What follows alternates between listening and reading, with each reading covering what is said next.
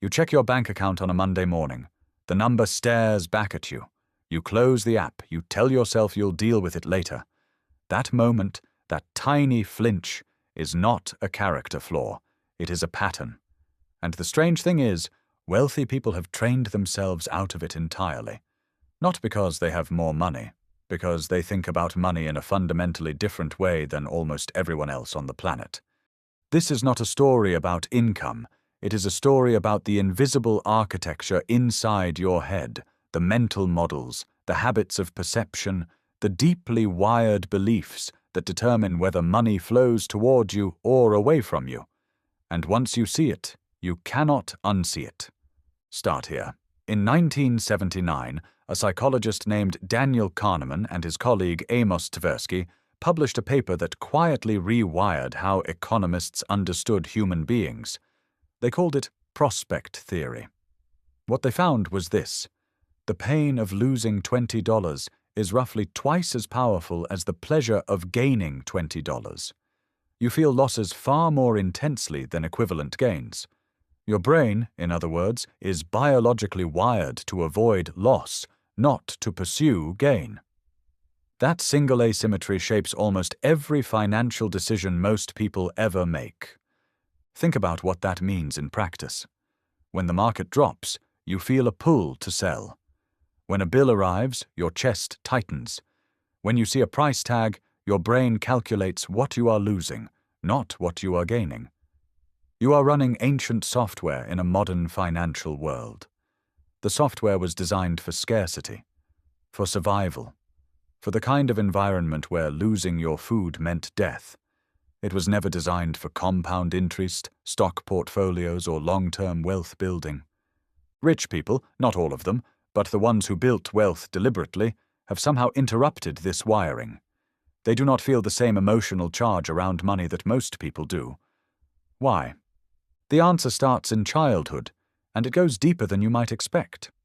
Researchers Brad Klontz and Ted Klontz spent years studying what they called money scripts, the unconscious beliefs about money that get hardwired into people before the age of 10. These scripts come from what you watched, what you heard, what was never said out loud. Things like, money is the root of all evil, or rich people are greedy, or we can't afford it. Repeated so many times, it became a fact about the world rather than a temporary circumstance. These scripts do not feel like beliefs. They feel like reality, and they silently govern every financial decision you make as an adult. Here is what Klontz and Klontz found when they studied wealthy individuals. The dominant money scripts were different. Not money is dangerous or wanting more makes you a bad person. The scripts were closer to money is a tool. Wealth is built, not given. Financial discomfort is temporary and solvable. The wealthy did not love money more. They feared it less. And that single shift, from money as threat to money as instrument, changes everything downstream. Now here is where it gets counterintuitive. Most people assume wealthy individuals think about money more than everyone else. They do not. In fact, they think about money less, not because it does not matter, but because they have systematized it. Automatic savings, automated investments, predefined rules for spending. The decision has already been made. Your brain, left to its own devices, will hesitate at every financial crossroads because it treats each decision as new. Wealthy thinkers eliminate the decision entirely. They create systems so that the right behavior happens without willpower, without motivation, without mood.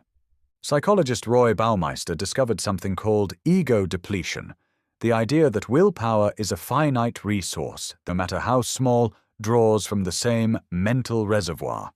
By the time you get to the financial decisions at the end of the day, whether to buy the thing, whether to transfer to savings, whether to check your investments, your brain is running on fumes. The wealthy do not rely on willpower to build wealth. They build structures that make willpower irrelevant. Think about time differently for a moment. Here is a question. When you think about your finances, how far ahead are you looking? A week? A month? Until the next paycheck? Most people, when stressed about money, collapse their time horizon. The future shrinks. Survival thinking kicks in. The rent is due. The car payment is overdue. You are solving for right now, not for 10 years from now. Wealthy thinkers operate with an extended time horizon almost by default. They are not asking, what do I need this month? They are asking, what does my life look like at 65 if I make this decision today?